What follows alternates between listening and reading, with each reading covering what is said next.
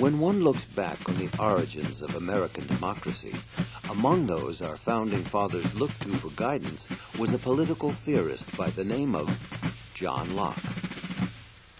John Locke was a British philosopher who lived in the 17th century. His thought was critical to our founding fathers because he was interested in the theory of republican government and particularly on limitations of government. So the idea of limited government, although it did not originate with Locke, was highly developed by him.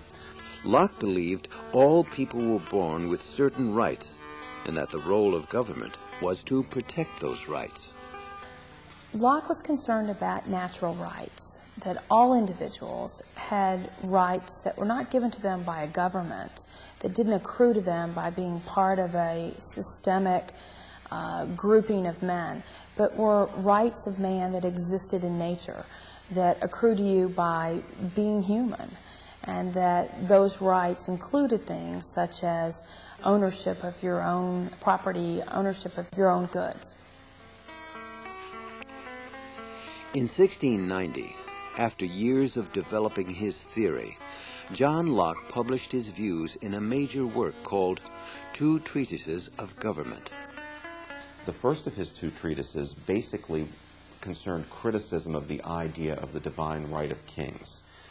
He criticized those who held that the king ruled by divine right and that his power was more or less unlimited, at least unlimited with respect to humans. He was answerable to God, but not to other human beings.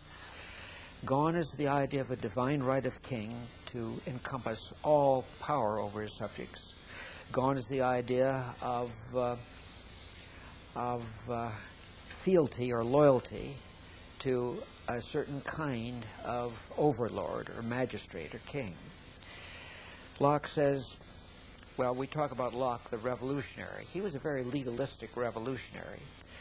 And he does say in the Treatise on Government, you can get rid of a king very slowly, with plenty of legality, and with consensus of all concerned.